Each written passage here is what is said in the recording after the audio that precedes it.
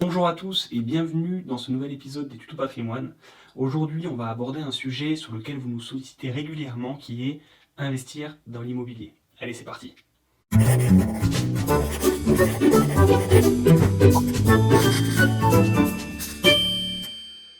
Alors, il est vrai que investir dans l'immobilier présente un certain nombre d'avantages.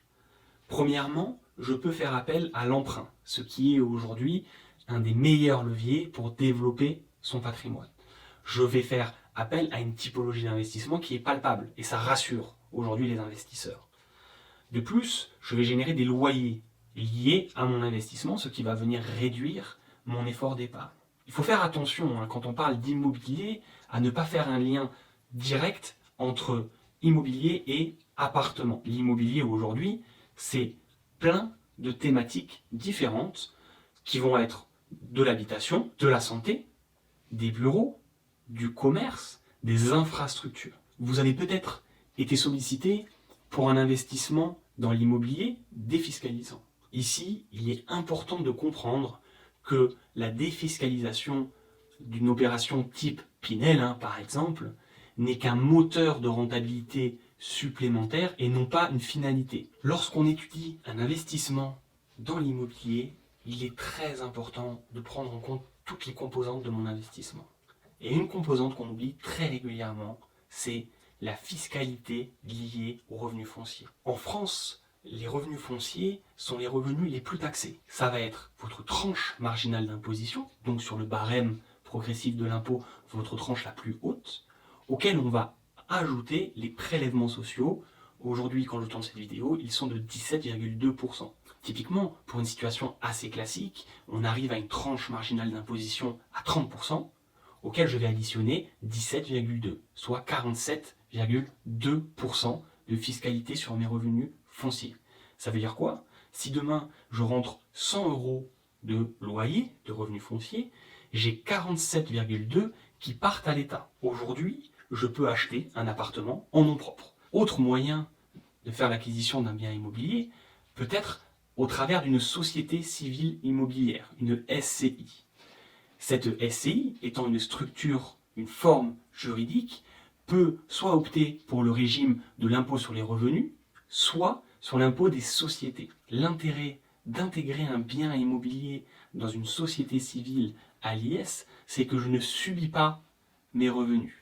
La société civile est imposée au barème des sociétés sur ses bénéfices. Les revenus de la société civile imposée à l'IS vont être les loyers. Ces charges vont être les charges classiques liées à mon investissement, les charges d'emprunt, les charges de rénovation, les travaux que je vais pouvoir réaliser, mais également l'amortissement du bien. Parce qu'un bien dans une société civile à l'IS s'amortit. Ça a un avantage parce que cet amortissement vient en déduction des revenus générés par ma société civile. Par contre, ça veut dire également que la valeur fiscale de mon bien immobilier va baisser. Et donc, en cas de revente, je peux être amené à avoir une fiscalité sur les plus-values qui va être plus importante. Toutes ces composantes doivent être intégrées dans une simulation globale pour définir la pertinence de cet investissement et donc la rentabilité. De manière générale, chez Origami, on a pour habitude de dire en dessous de 5% de rentabilité sur un investissement immobilier, ça n'a pas d'intérêt car la charge de gestion est trop importante par rapport à la rentabilité que nous pouvons aller chercher sur des investissements de type financier. Maintenant qu'on a vu comment limiter la fiscalité liée à mes revenus fonciers, vient la question de la gestion, l'administration du bien. Il faut bien comprendre que détenir des biens immobiliers, ce n'est pas anodin. Ça demande du temps à y allouer. Ça demande de l'énergie. Ça demande de la gestion. C'est un bien physique qui se dégrade, qui va demander des travaux, de la rénovation. De par nature, je vais porter le risque seul. Ça veut dire que si demain j'ai un problème par exemple avec mes locataires, je porte le risque seul, je dois l'assumer entièrement. L'intérêt de cette solution, c'est que vous investissez dans une société qui va, elle, porter la gestion de l'acquisition de biens immobiliers. Et ça fait toute la différence. Pourquoi? Parce que, premièrement, je peux investir à hauteur de mes capacité économique. Si demain je souhaite acheter un bien en nom propre, je dois avoir les fonds disponibles, la capacité d'emprunt pour pouvoir acquérir ce bien. Même si on parle d'un studio, ça demande peut-être 50, 60, 100 000, des fois plus, disponibles ou en capacité d'emprunt pour pouvoir financer ce projet.